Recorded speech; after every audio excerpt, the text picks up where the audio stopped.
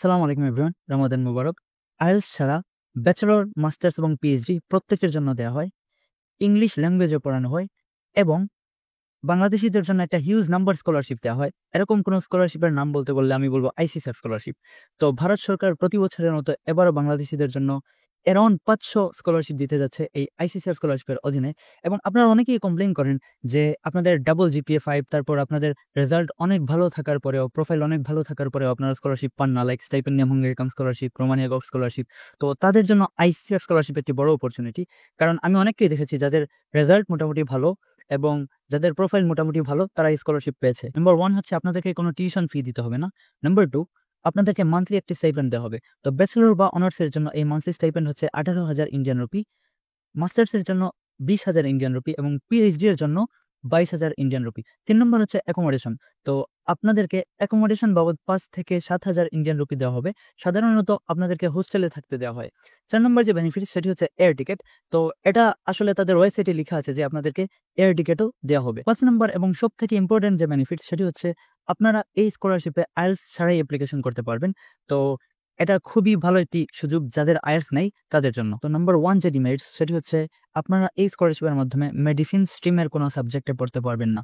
Medicine stream বলতে MBBS, BDS, অনেক সময় নার্সিং ও মেডিসিন স্ট্রিম হিসেবে কাউন্ট হয়। তো এই সাবজেক্টগুলোতে আপনারা এই স্কলারশিপের মাধ্যমে পড়তে পারবেন না। সেকেন্ডলি, আপনাদের হেলথ ইন্স্যুরেন্স এই স্কলারশিপ কভার করবে না। তো আপনাদের হেলথ ইন্স্যুরেন্স আপনাদেরকেই কভার করতে হবে। 3 নম্বরে আপনাদেরকে যে অ্যাকোমোডেশন প্রোভাইড করা হয় সেটা সাধারণত হোস্টেলেই প্রোভাইড করা হয়। তো আপনারা যে অ্যাকোমোডেশন বেনিফিটটা পাবেন সেটা ইউনিভার্সিটি হোস্টেলের বেনিফিট পাবেন। 4 নম্বর যে ডিমেরিট সেটি হচ্ছে এই স্কলারশিপ নিয়ে পড়ার পর আপনাদেরকে দেশে ফিরে আসতে হবে। তো এটাকে আমি জানি না ডিমেরিটস নাকি বেনিফিটস বলবো, কারণ অনেকেই ইন্ডিয়াতে থাকতে চায়, আবার অনেকের কাছে মনে হয় যে ইন্ডিয়াতে থাকার থেকে বাংলাদেশে থাকা অনেক বেটার। সো আপনাদের যেটা মনে হয় সেটাই আরকি। তো এখন আসি খুবই ইম্পর্ট্যান্ট একটি বিষয়, সেটি হচ্ছে রিকোয়ারমেন্ট। তো এই স্কলারশিপের 2 টি রিকোয়ারমেন্ট রয়েছে। নাম্বার 1 হচ্ছে এজ রিকোয়ারমেন্ট এবং নাম্বার 2 হচ্ছে সাবজেক্ট রিকোয়ারমেন্ট। তো এজ রিকোয়ারমেন্ট হচ্ছে আপনারা যারা ব্যাচেলর এবং মাস্টার্স অ্যাপ্লিকেশন করবেন তাদের বয়স 18 থেকে 40 হতে হবে। তো আপনারা যারা ব্যাচেলর অ্যাপ্লিকেশন করবেন তাদের অনেক সময় দেখা যায় যে 18 হয় না। তো আপনাদের বয়স 18 হতে হবে 1 জুলাই 2025 এর মধ্যে। তো 1 জুলাই 2025 সালের মধ্যে বা এই তারিখের মধ্যে আপনার বয়স যদি 18 হয় তাহলে আপনি এই স্কলারশিপ অ্যাপ্লিকেশন করতে পারবেন। তো ব্যাচেলর এবং মাস্টার্সের জন্য এজ রিকোয়ারমেন্ট হচ্ছে 18 থেকে 40 এবং পিএইচডি এর জন্য আপনার ম্যাক্সিমাম বয়স হতে পারবে 50 বছর। তো এই ছিল এজ রিকোয়ারমেন্ট। এখন আসি সাবজেক্ট রিকোয়ারমেন্ট। তো আপনারা অনেকে বিটেক, বিই এই সাবজেক্টগুলোতে অ্যাপ্লিকেশন করেন, মানে ইঞ্জিনিয়ারিং সাবজেক্টে অ্যাপ্লিকেশন করেন। তো তাদের জন্য আপনার হাই স্কুলে ফিজিক্স, কেমিস্ট্রি, ম্যাথ এই সাবজেক্টগুলো থাকতে হবে। এটা খুবই সাধারণ একটি রিকোয়ারমেন্ট। কারণ আমরা যারা বাংলাদেশে মেডিসিনে পড়তে চাই তাদের বায়োলজি থাকা লাগে এইচএসসিতে। সো এরকমই রিকোয়ারমেন্ট যে আপনারা যদি ইঞ্জিনিয়ারিংয়ে পড়তে চান তাহলে আপনার ফিজিক্স, কেমিস্ট্রি, ম্যাথ থাকতে হবে। আপনি যদি বায়োলজি রিলেটেড সাবজেক্টে পড়তে চান তাহলে আপনার অবশ্যই বায়োলজি থাকতে হবে। তো এই ছিল রিকোয়ারমেন্ট। অ্যান্ড আরেকটি বিষয়, আপনারা যারা এখনো আমার চ্যানেল সাবস্ক্রাইব করেন নাই, please do subscribe to my channel. আমি সাধারণত স্টাডি অ্যাব্রড নিয়ে অনেক ভিডিও তৈরি করে থাকি। তারপর বিভিন্ন স্কলারশিপ নিয়ে কিভাবে অ্যাপ্লিকেশন করতে হয় আমি সাধারণত 2টা ভিডিও তৈরি করে থাকি। প্রথম ভিডিওতে দেখাই যে ওই স্কলারশিপের রিকোয়ারমেন্ট কি এবং কি ডকুমেন্টস লাগবে, এবং সেকেন্ড ভিডিওতে কিভাবে ওয়েবসাইটে গিয়ে অ্যাপ্লিকেশন করতে হবে সেটাও তুলে ধরি। So please do subscribe to my channel. প্রত্যেকটা স্কলারশিপ অ্যাপ্লিকেশনের জন্য খুবই ইম্পর্ট্যান্ট একটি বিষয় হচ্ছে ডকুমেন্টস। তো আপনি যদি কোনো একটা ডকুমেন্টস মিস করে থাকেন স্কলারশিপ অ্যাপ্লিকেশনের সময় তাহলে আপনার স্কলারশিপ পাওয়ার সম্ভাবনা শেষ হয়ে যাবে। তো আইসিসিআর স্কলারশিপের জন্য আপনার প্রথম যে ডকুমেন্ট দরকার সেটা হচ্ছে পাসপোর্ট। আপনার পাসপোর্ট লাগবে। সেকেন্ডলি, আপনার এনআইডি অথবা বার্থ সার্টিফিকেট লাগবে। তো ওয়েবসাইটে লেখা আছে ইউনিক আইডি লাগবে। ইউনিক আইডি বলতে এনআইডি অথবা বার্থ সার্টিফিকেট। তো অনেকেই বারবার কোয়েশ্চেন করেন আমি ক্লিয়ারলি বলার পরেও যে এনআইডি ছাড়া হবে কি বা বার্থ সার্টিফিকেট ছাড়া হবে কি। ক্লিয়ারলি আমি বলে দিয়েছি যে আপনার প্রথম যে ডকুমেন্ট সেটা হচ্ছে পাসপোর্ট। পাসপোর্ট বাধ্যতামূলক। Secondly, NID or birth certificate. তো এই 2টা ডকুমেন্টসের যেকোনো একটা থাকতে হবে, পাশাপাশি পাসপোর্ট থাকতে হবে। 3 নম্বর যে ডকুমেন্ট সেটা হচ্ছে সার্টিফিকেট প্লাস মার্কশিট। তো আপনি যদি ব্যাচেলর অ্যাপ্লিকেশন করেন আপনার এসএসসি, এইচএসসি এর সার্টিফিকেট প্লাস মার্কশিট লাগবে। আপনি যদি মাস্টার্স অ্যাপ্লিকেশন করেন HSC, bachelor certificate plus marksheet. আপনি যদি পিএইচডিতে অ্যাপ্লিকেশন করেন আপনার প্রিভিয়াস সব সার্টিফিকেট প্লাস মার্কশিট লাগবে। তো আপনারা যারা এইচএসসি 2024 অনেকেই হয়তোবা সার্টিফিকেট পান নাই। তো তাদের ক্ষেত্রে আপনারা মার্কশিট সাবমিট করবেন। যেহেতু মার্কশিট পেয়ে গেছেন, সার্টিফিকেটের জায়গায় আপনারা বোর্ড থেকে প্রভিশনাল সার্টিফিকেট কালেক্ট করে সেটা সাবমিট করে দিতে পারবেন। 4 নম্বর যে ডকুমেন্টস সেটি হচ্ছে রেকমেন্ডেশন লেটার। তো আপনার প্রিভিয়াস ইনস্টিটিউশন থেকে 2টি রেকমেন্ডেশন লেটার কালেক্ট করবেন। তো আপনি যদি ব্যাচেলর অ্যাপ্লিকেশন করেন, আপনার কলেজ থেকে 2টি রেকমেন্ডেশন লেটার কালেক্ট করতে পারেন, ওর একটি রেকমেন্ডেশন লেটার কলেজ থেকে, একটি রেকমেন্ডেশন লেটার স্কুল থেকে কালেক্ট করতে পারেন। বাট শিওরলি আপনার কলেজ থেকে একটি কালেক্ট করতে হবে, যেহেতু সেটা আপনার লাস্ট ইনস্টিটিউশন। তো আপনাদেরকে 2টি রেকমেন্ডেশন লেটার কালেক্ট করতে হবে। আপনারা যারা মাস্টার্স বা পিএইচডিতে পড়ছেন, অ্যাপ্লাই করবেন, তারাও 2টি রেকমেন্ডেশন লেটার কালেক্ট করে নেবেন। 5 নম্বর যে ডকুমেন্ট সেটা হচ্ছে পাসপোর্ট সাইজ ফটো। তো আপনাদেরকে একটি সাদা ব্যাকগ্রাউন্ডের পাসপোর্ট সাইজ ফটো আপলোড দিতে হবে। 6 নম্বর যে ডকুমেন্ট সেটি খুবই ইম্পর্টেন্ট। আমি অলরেডি বলেছি যে এই স্কলারশিপ অ্যাপ্লিকেশনের জন্য আপনাদের আয়ার্স লাগে না, এক্সেপ্ট ফর সাম ইউনিভার্সিটি। অনেক ইউনিভার্সিটি রয়েছে যেগুলোর রিকোয়ারমেন্টই হচ্ছে আয়ার্স। কারণ প্রত্যেকটা দেশে অনেক ভালো ইউনিভার্সিটি রয়েছে যারা চায় আপনার আয়ার্স থাকুক। আয়ার্স না থাকলে আপনি ওই ইউনিভার্সিটিতে অ্যাপ্লাই করতে পারবেন না। তো আপনি যদি এমন কোনো ইউনিভার্সিটি অ্যাপ্লাই করেন যেখানে আয়ার্স নাই বা আয়ার্স রিকোয়ারমেন্ট দেওয়া নাই, তো সেই ইউনিভার্সিটিতে অ্যাপ্লিকেশন করতে আপনার আয়ার্স লাগবে না। বাট আপনি যদি এমন ইউনিভার্সিটিতে অ্যাপ্লিকেশন করেন যেখানে আয়ার্স রিকোয়ারমেন্ট আছে, আপনার ওয়েবসাইটে দেখে নেবেন, তো সেই ইউনিভার্সিটিগুলোতে অ্যাপ্লিকেশন করতে গেলে আপনাদের আয়ার্স লাগবে। 6 নম্বর যে ডকুমেন্ট সেটা হচ্ছে এসে। তো এই স্কলারশিপে অ্যাপ্লিকেশন করতে গেলে আপনাদেরকে 500 ওয়ার্ডের একটি এসে লিখতে হবে। তো কিভাবে এসে লিখতে হবে এই নিয়ে এত গাইডলাইন আমি আমার নেক্সট ভিডিওতে দিব। আমি ইজিলি প্রত্যেকটা স্কলারশিপের জন্য 2টি ভিডিও তৈরি করে থাকি। একটি হচ্ছে স্কলারশিপের বেসিক রিকোয়ারমেন্ট, এবং সেকেন্ড ভিডিওতে আমি ওয়েবসাইটে দেখাই যে কিভাবে অ্যাপ্লিকেশন করতে হবে। তো সেকেন্ড ভিডিওটা তৈরি করার জন্য এবার আপনাদের মোটিভেশন দরকার, কারণ আমি অনেক প্রেশারে আছি। আমার একাডেমিক প্রেশার, তারপর সবকিছু মেনটেন করা, ক্লাসেস, এভরিথিং। তো আসলেই আমার এখন আপনাদের মোটিভেশন দরকার, কারণ আমি লাস্ট 30 দিনের উপরে হয়ে গেছে কোনো ভিডিও আপলোড দেইনি। তো আপনারা কিভাবে মোটিভেশন দিবেন আমাকে? আপনারা কমেন্ট করতে পারেন, লাইক, কমেন্ট, পাশাপাশি বলতে পারেন যে waiting for the next video বা waiting for the application process video.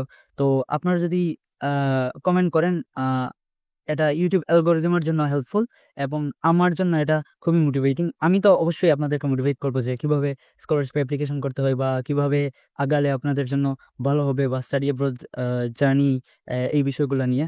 But আমারও আপনাদের মোটিভেশন দরকার, কারণ টাইম ম্যানেজমেন্ট ইদানিং আমার কাছে খুবই ডিফিকাল্ট একটি বিষয় হয়ে গেছে আমার ক্লাসেস, থিসিস, এই সবগুলো বিষয়ের জন্য।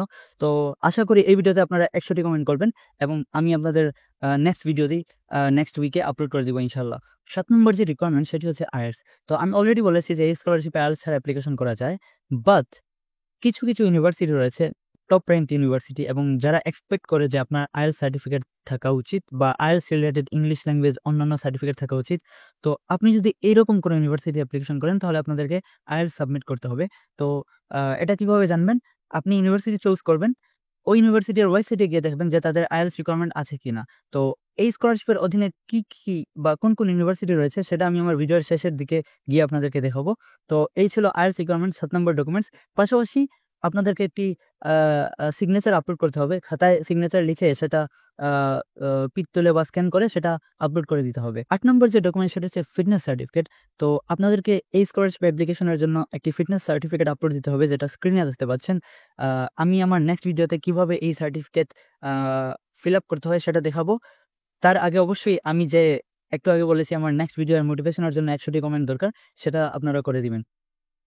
9 নম্বর যে ডকুমেন্ট সেটা হচ্ছে ইসিএ, এক্সট্রা কারিকুলার অ্যাক্টিভিটিস। এটা ম্যান্ডেটরি ডকুমেন্টস না। তো আপনাদের যদি এক্সট্রা কারিকুলার অ্যাক্টিভিটিস থাকে তাহলে সেগুলো আপলোড করে দিবেন, যদি না থাকে তাহলে আপলোড করার দরকার নাই। আর অবশ্যই এক্সট্রা কারিকুলার অ্যাক্টিভিটিস ইংলিশে ট্রান্সলেট করে আপলোড দিবেন। 10 নম্বর যে ডকুমেন্ট সেটা হচ্ছে রিসার্চ প্রপোজাল। তো আপনারা যারা পিএইচডিতে অ্যাপ্লিকেশন করবেন তাদের জন্য এটি খুবই গুরুত্বপূর্ণ একটি ডকুমেন্ট এবং ম্যান্ডেটরি ডকুমেন্ট।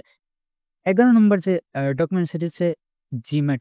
তো জিম্যাট সবার জন্য লাগবে না, আপনারা যারা এমবিএতে অ্যাপ্লিকেশন করবেন তাদের জন্য জিম্যাট চাওয়া হয়। তো আপনারা জিম্যাট স্কোর আপলোড করে দিবেন।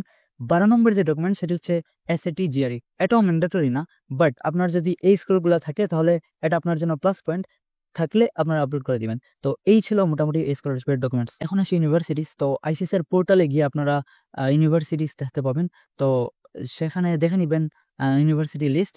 তো এই লিস্ট থেকে আপনি 5টি ইউনিভার্সিটি চুজ করবেন, কারণ এই স্কলারশিপের মাধ্যমে আপনি 5টি ইউনিভার্সিটিতে অ্যাপ্লিকেশন করতে পারবেন এবং 5টি ইউনিভার্সিটিতে 5টি ডিফারেন্ট সাবজেক্ট অ্যাপ্লিকেশন করতে পারবেন, আবার সেম সাবজেক্ট অ্যাপ্লিকেশন করতে পারবেন। তো ইউনিভার্সিটি চুজের ক্ষেত্রে কিছু জিনিস মাথায় রাখবেন। আপনাদের যদি প্রোফাইল খুবই ভালো হয়, like double GPA 5, ECS, এসএডি GRE, বা এসএডি জিআরই না থাকলেও ডাবল জিপিএ 5, ইসিএ আছে, তো তাদের ক্ষেত্রে আমি বলবো আপনারা টপ র্যাঙ্ক ইউনিভার্সিটি সিলেক্ট করবেন, plus mid rank university select করবেন, plus low rank university select করবেন। তো এই একটা ভেরিয়েশন থাকলে চান্স পাওয়ার পসিবিলিটি বেড়ে যায়। যাদের প্রোফাইল একটু খারাপ তারা লো র্যাঙ্ক বা মিড র্যাঙ্ক ইউনিভার্সিটিতে অ্যাপ্লিকেশন করবেন, এবং যাদের প্রোফাইল অনেক ভালো, লাইক এসএটি আছে, ভালো স্কোর আছে এসএটিতে, জিআরই আছে, বা আপনাদের একাডেমিক রেজাল্ট খুবই ভালো, পাশাপাশি ইসিএ খুবই ভালো, তারা টপ র্যাঙ্ক ইউনিভার্সিটিতে অ্যাপ্লিকেশন করতে পারবেন। তো পাশাপাশি এই বিষয়গুলো নিয়ে একটু রিসার্চ করবেন, কারণ রিসার্চ করলে অনেক বিষয় ক্লিয়ার হয়। পাশাপাশি যারা আগে আইসিসিআর স্কলারশিপ অ্যাপ্লিকেশন করেছে তাদের সাথে যোগাযোগ করার ট্রাই করবেন, তারা ভালো ইনসাইট দিতে পারবে আপনাদেরকে, কারণ একটা ভিডিওতে সব বিষয় নিয়ে আলোচনা করা অনেক সময় সম্ভব হয় না। তো এই বিষয়টা মাথায় রাখবেন। তখন হচ্ছে হাউ টু অ্যাপ্লাই। তো এইটা খুবই কনফিউজিং একটা বিষয়, কারণ এদের ওয়েবসাইটে অনেক সমস্যা হয় লাস্ট ইয়ার যেটা দেখা যায়, এবং লাস্ট ইয়ার ওয়েবসাইটে প্রবলেমের কারণে তারা ডেডলাইনটি চেঞ্জ করে, যেটা এবছর নাও হতে পারে। তো স্কলারশিপ অ্যাপ্লিকেশনের সময় আপনারা একটু কেয়ারফুল থাকবেন। ইউজুয়ালি এই স্কলারশিপ অ্যাপ্লিকেশনের জন্য আপনাদেরকে সুবর্ণ জয়ন্তী একটি ওয়েবসাইট রয়েছে, তো এই ওয়েবসাইটে গিয়ে রেজিস্ট্রেশন করতে হয়, তারপর এ2এ পোর্টালে গিয়ে আপনার অ্যাপ্লিকেশন কমপ্লিট করতে হয়। তো এটা নিয়ে আমি আমার নেক্সট ভিডিওতে ডিটেইলস আলোচনা করব এবং দেখাবো যে কীভাবে অ্যাপ্লিকেশন করতে হয়। তার আগে অবশ্যই 100 কমেন্ট করে ফেলবেন আপনারা। তো অ্যাপ্লিকেশন করার পর আপনাদেরকে মেল করা হবে অথবা কল করা হবে। তো আমার ক্ষেত্রে মেবি দুইটাই করা হয়। দেন আপনাদেরকে রিটেন এক্সামের ডেট এবং প্লেস জানানো হবে। তো আপনি ওই জায়গায় উপস্থিত হবেন। রিটেন এক্সামে সাধারণত আপনাদেরকে একটি এসএ লিখতে দেওয়া হয়। আমাদের ক্ষেত্রে একটি এসএ লিখতে দেওয়া হয়, এবং এটার কারণ হচ্ছে যে আপনার ইংলিশ প্রফিসিয়েন্সি তারা জানতে চায়। যেহেতু আপনি আইসিসিআর স্কলারশিপে যেসব ইউনিভার্সিটিতে পড়বেন সেখানে মিডিয়াম অফ ইনস্ট্রাকশন হচ্ছে ইংলিশ। তো আপনার ইংলিশ প্রফিসিয়েন্সি তারা দেখতে চায়। দেন আপনাদেরকে ইন্টারভিউয়ের জন্য ডাকা হবে। তো ইন্টারভিউ সাধারণত খুবই বেসিক হয়ে থাকে, আপনার মোটিভেশন এই বিষয়গুলো নিয়েই জিজ্ঞেস করা হয়। তারপর আপনি যে ইউনিভার্সিটিতে যাবেন বা ইন্ডিয়া সম্পর্কে অবশ্যই আপনার বেসিক নলেজ থাকতে হবে। তো এই ছিল মোটামুটি এই স্কলারশিপের অ্যাপ্লিকেশন প্রসেস। ডেডলাইন, এই স্কলারশিপের ডেডলাইন হচ্ছে 30 এপ্রিল 2025। তো 30 এপ্রিল 2025 সালের ভিতরে আপনাদেরকে এই স্কলারশিপ অ্যাপ্লিকেশন করে ফেলতে হবে। তো এই ছিল আজকের ভিডিও। আপনারা যারা এখন আমার চ্যানেল সাবস্ক্রাইব করেন নাই, please do subscribe to my channel. See you in the next video. Good lakh.